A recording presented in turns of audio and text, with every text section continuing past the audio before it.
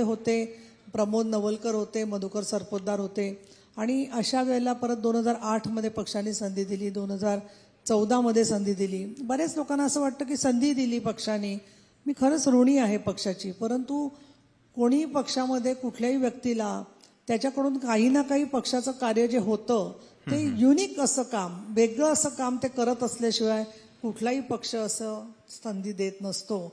आणि इथे मला नम्रतेने सांगायला आवडेल की पहिलं पक्षामधली उपनेता 2005 मध्ये माननीय बाळासाहेब ठाकरे यांनी केलं. अर्थात त्यावेळेला उद्धवजी ठाकरे यांच्याकडे सूत्र होती. आणि 2009 मध्ये परत आमदार झाले मी. 2014 मध्ये तर बाळासाहेब ठाकरे यांचं देहावसान झालं होतं, पण त्यानंतरही विधान परिषदेत संधी मिळाली.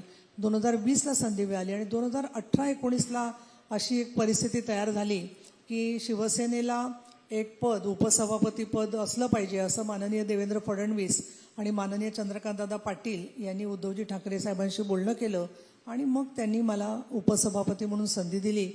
ती निवडणूक झाली. त्याच्यानंतर पुढच्या काळामध्ये बरंचसं पाणी पुलाकडून वाहून गेलं आणि नंतर फडणवीस साहेब आणि शिंदे साहेब दोघांनी सांगितलं मला, एकनाथजी शिंदे यांनी की निलमताई तुम्ही खात्री बाळगा की कुठल्याही कामात हस्तक्षेप तुमच्या होणार नाही आणि स्वतंत्रपणे तुम्ही काम तुमचं जे योग्य वाटतं ते करा. आणि मग एक राजकीय काही परिस्थितीमध्ये रामराजे निंबाळकर साहेब यांच्याकडे जे सभापती पद होतं ती निवडणूकच 2 वर्ष पुढे गेली. त्यामुळे सभापती पदाची सुद्धा मला जबाबदारी सांभाळायला लागली. आणि त्या 2 वर्षाच्या कालखंडानंतर आता राम शिंदेजी सभापती आहेत.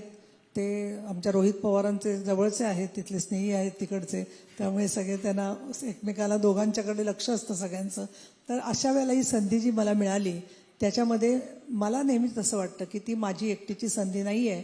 ज्या ज्या शिवसैनिकांनी आणि ज्या ज्या महिलांनी पुरुषांनी या वाटचालीत मला मदत केली, मग त्यात तुम्ही सुद्धा आलात की एखादा प्रश्न मांडण्या